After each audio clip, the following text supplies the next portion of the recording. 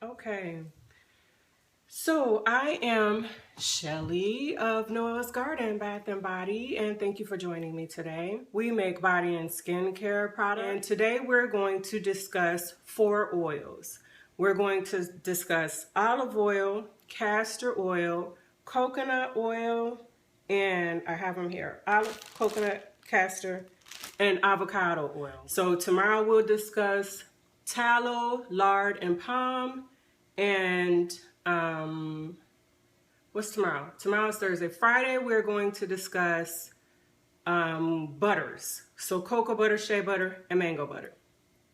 So let's go ahead and get started. First, I got my notes here. So if you see me looking down, that's why. I'm going to discuss some terms because I do want to make sure that you are able to understand what it is that I'm saying. So we're going to discuss our terms first, and then we're going to go into the oils. So yesterday we talked about when the oil itself converts into soap, that new product it's a salt of those oils. So instead of having sodium hydroxide and olive oil, now you have sodium from the sodium hydroxide. Now you have sodium olivate. That is the new name for the salt of the olive oil, because that's what soap is. Soap is a salt. So now we have sodium olivate. So first we're going to talk about those names, the INCI name. The INCI name is the International Nomenclature of Cosmetics Ingredients. The International Nomenclature of Cosmetic Ingredients. So you know how when you pick up a product, be it mine or anyone else's, when you pick up a product and you turn it on and you read the back and you see all of these weird looking words, and then in parentheses, shea butter. And then you see some other long looking word, and in parentheses, coconut oil. The reason is because we are required to use the international name. And that international name is the same in the US, it's the same in China, it is the same in the EU nations, so that at least some of these countries, we all agree that we're going to use these specific words, and that between our countries, we know what is in our products. We trade within each other very well. And we have agreed that these are the names that we're going to use, so that no matter if I am traveling through Germany and I stop at a Bath and Body Works, or if I'm in Atlanta and I stop at a Bath and Body Works, I can still look at the jar and know what's in the product. So that's the reason why we use the INCI names. We're going to talk about saponification. What's saponification? Okay, saponification. That is the process that mixture of sodium hydroxide, water, and oil, the mixture that goes through in order to become soap. That process is called saponification, or it is to saponify. To saponify your oils is to put them through the process so that they become soap. Our next term is a sap value, the saponification value. The saponification value is the amount in milligrams of lye or sodium hydroxide that it takes to saponify oil.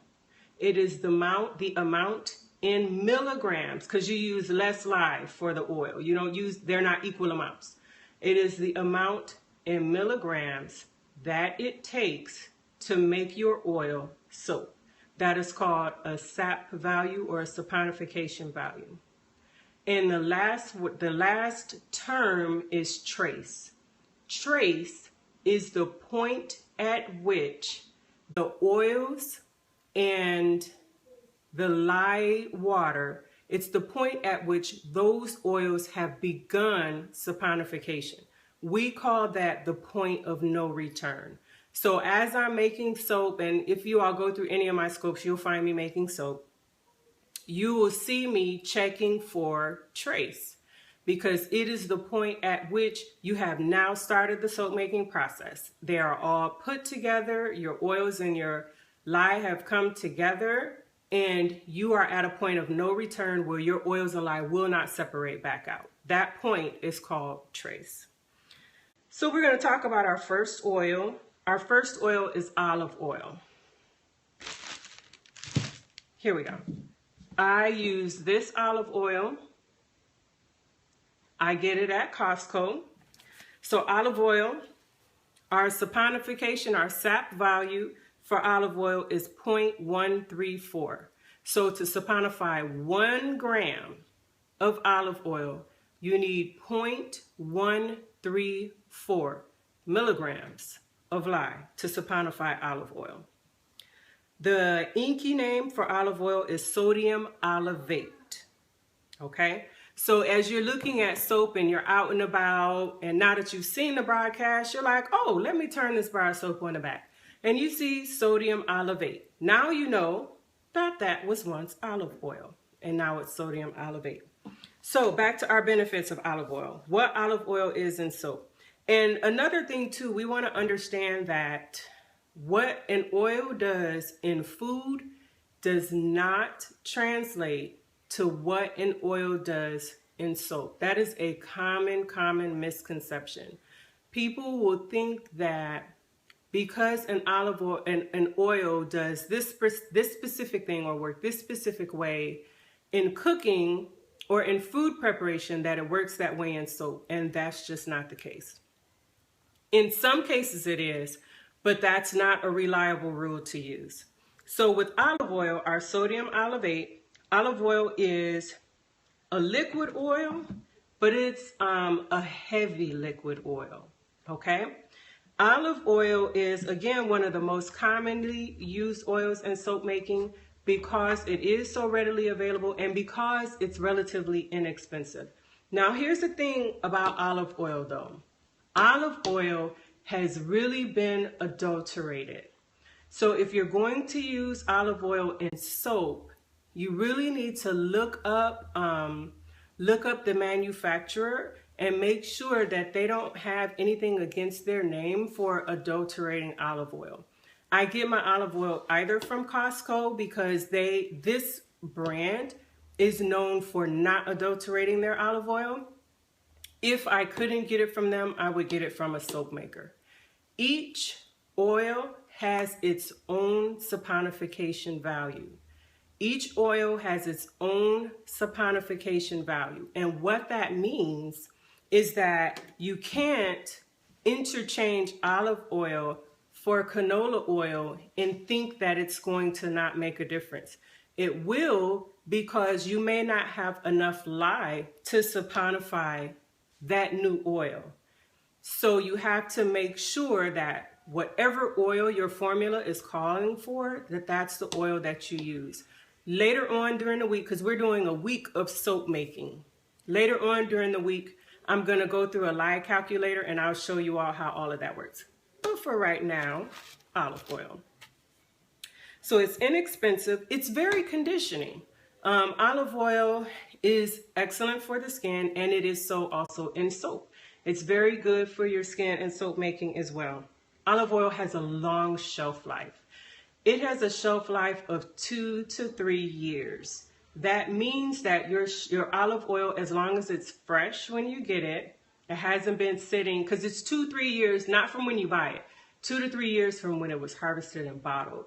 So you want, you can get good use out of your olive oil. Olive oil is non-allergenic. So you rarely will find a person that has allergies to olive oil. It's very safe to use. In fact, olive oil is the oil that is commonly used in baby soaps. It is the oil that I use in my soap that I recommend for babies, my Castile soap, because it is so gentle and so mild. Now let's talk about some other things. Its properties: it has a creamy lather. Olive oil is tricky. We're going to get to that in a minute. It lends a creaminess to your lather because of its color. As you can see here, it can be difficult to color.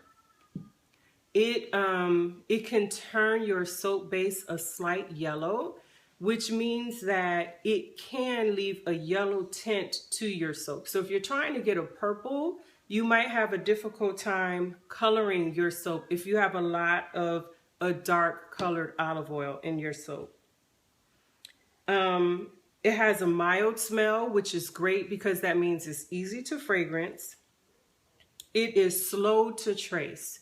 So if you are using a recipe that calls for intricate details, you can use a lot of olive oil and it will slow your tracing process down so that you can really get some swirls. Or if you're doing a soap that uses a lot of colors, 5, 6, 7 colors, olive oil is a great oil to use for that. Olive oil can be used up to 100% in your soap. Olive oil is the only liquid oil that can be used up to 100% in a soap and still provide a hard bar. In fact, it provides a brick hard bar. Now there's a caveat to that. It takes forever for that bar to get hard. I mean, it takes a long time, like 6, 9 months to a year to get a nice hard bar from an all olive oil bar. I have a bar, it's wrapped already though, that is all olive oil, and I don't intend to sell it anytime soon. Olive oil bars just take a long time to be ready, and they have an extremely low lather. Olive oil does not really contribute to lather. In fact, it inhibits lather. So if you're making a soap that is high olive oil, just be prepared for it to not have quite as much lather as it would if you had used a different oil. But on the flip side of it, olive oil is extremely conditioning. So if you're looking for a bar that's going to be soothing to problematic skin, olive oil is your first choice. It's going to be your go-to oil, especially for people that have a lot of allergies. Okay, so that's our olive oil. Let me see if I missed anything. Oh, one more thing. All olive oil soaps, 100% olive oil, and what that 100% refers to the amount of oil. So if I'm using 50% olive oil, that means I'm using 50% olive oil and then 50% another oil. So if I'm using a recipe or a formula that calls for 100% olive oil, you can expect that bar to be a little, that lather is going to be very different. It's going to be, it might be a little slimy or a little sticky.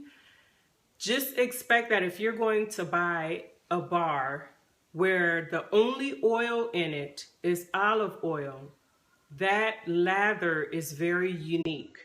It's going to give you very small bubbles. You might get a large bubble here. For the most part, you're going to get very small bubbles, and that lather may be a little sticky. So that's just something to know about a 100% olive oil bar.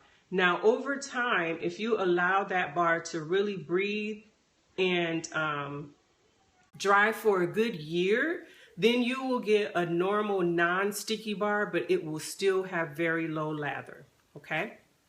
So that's our olive oil. Our next oil is our castor oil.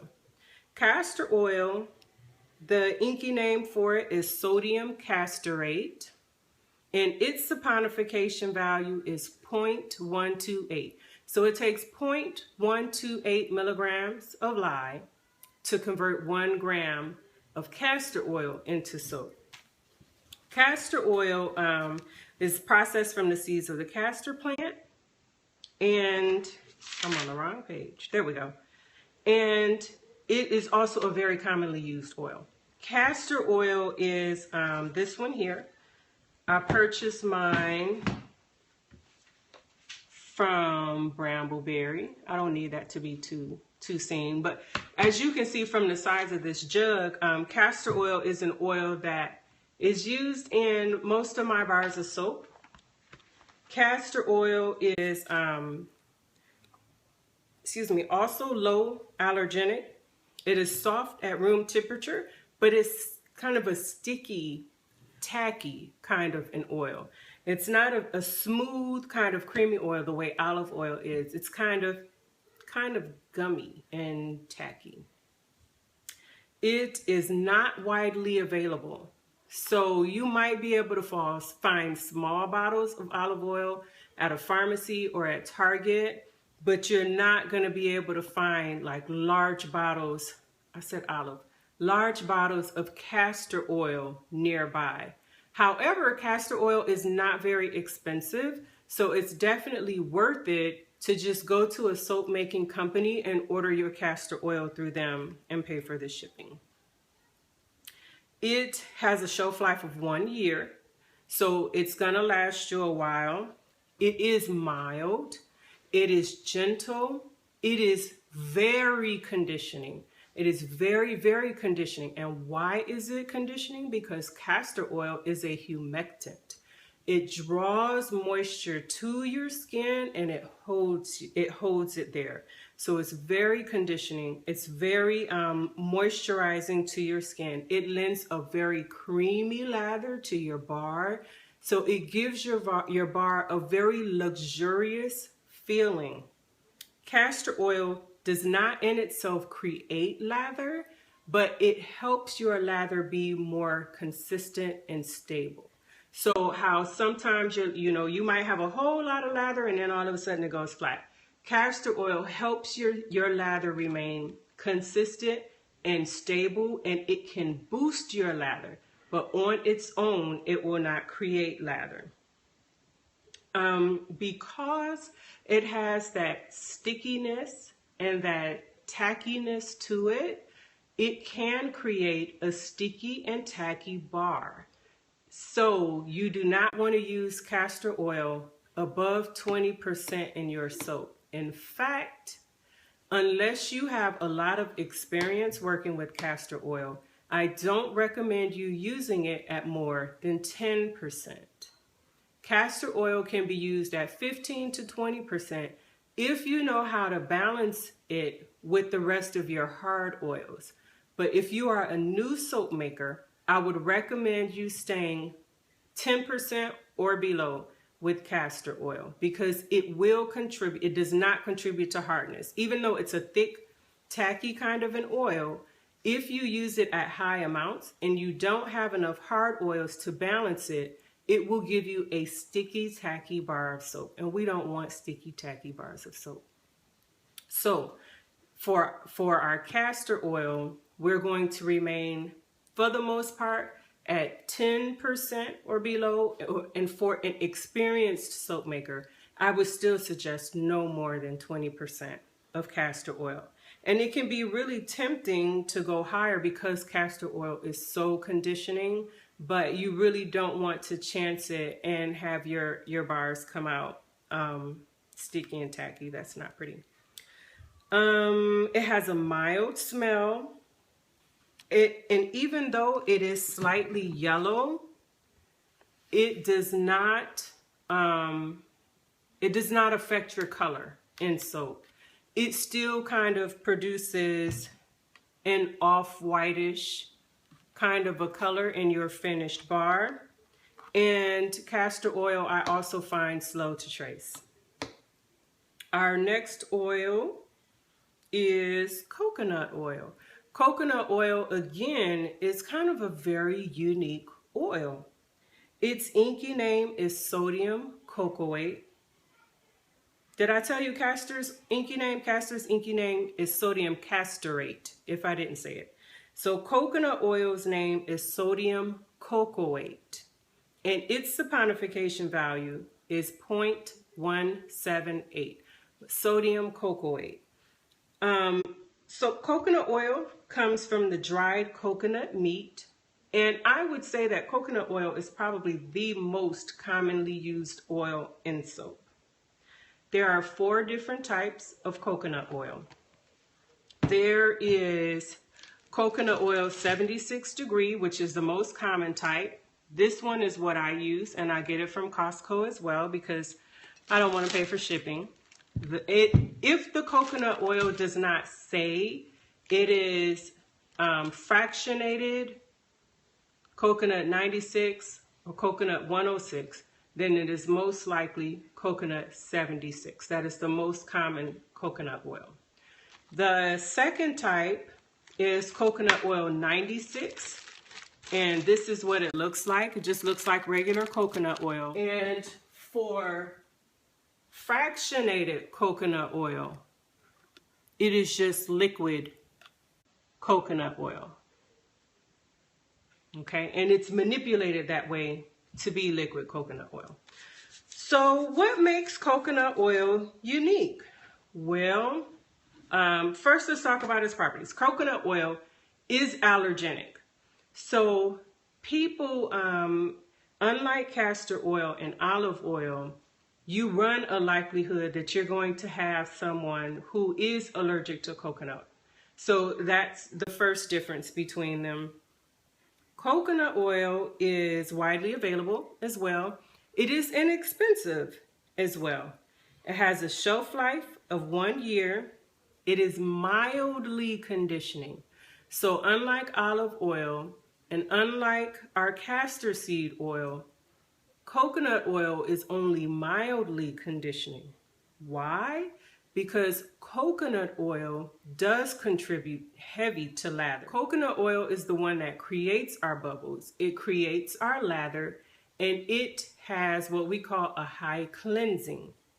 So the other day, yesterday, we talked about kind of the chemistry of lather. And we talked about how when you have your soap and you're cleaning up, you're washing up, that water kind of breaks up the dirt, and then the chemistry of the bubble, having that positive charge, lifts the dirt off of your hand, and then the water rinses it away. That's how lather works to get us clean. The water breaks up the dirt, and then the positive charge from the bubble lifts the dirt to the top of the bubble, and then we rinse it away. Coconut oil is what creates our main lather in soap. What does that mean though? If coconut oil is the one that breaks up the oil on our hand, on our body, it breaks up the dirt and lifts it away, that means that our coconut oil can be very drying. And that's a mistake that a lot of people make. They assume that because coconut oil is so good for our skin in itself, that it'll be great in large amounts in soap making. But it's actually the opposite. With coconut oil, if you don't use it in very small amounts, and very small, I mean no more than 30%. I would not use coconut. In fact, I don't use coconut higher than 20% in my soaps. But I would definitely say no more than 30% in a soap because of its ability to really lift and its ability to lather. That's what it is. It's its ability to lather and create those bubbles. That means it's going to draw out. It's going to really rinse off more dirt and more oils, which is more important. It's going to rinse off more oils. It is what causes that really tight feeling on your skin when you take a shower. It's high amounts of coconut oil that causes that. So we have, it's mildly conditioning. It can be drying, but it provides that nice fluffy lather. It creates a very hard bar. So one thing to take note of, in general, soft oils create soft bars. Hard oils create hard bars, with the exception of olive oil. Olive oil is the only soft oil that creates a hard bar of soap. It has, coconut oil has thick, large bubbles. It has a mild smell. And again, we're talking about in soap. It has a mild smell. It is very easy to color. Use it below 30%. unless you are using your coconut oil in a salt bar. Coconut oil, I believe, is the only oil that can lather through salt. So if you're creating a salt bar, which generally uses 100% coconut oil, then you would use your coconut oil, but then you would add a super fat. We're going to talk about super fatting another day. But you would add additional oils to combat the amount of oil that coconut oil is going to strip for your skin. Coconut oil is also used for dish soap.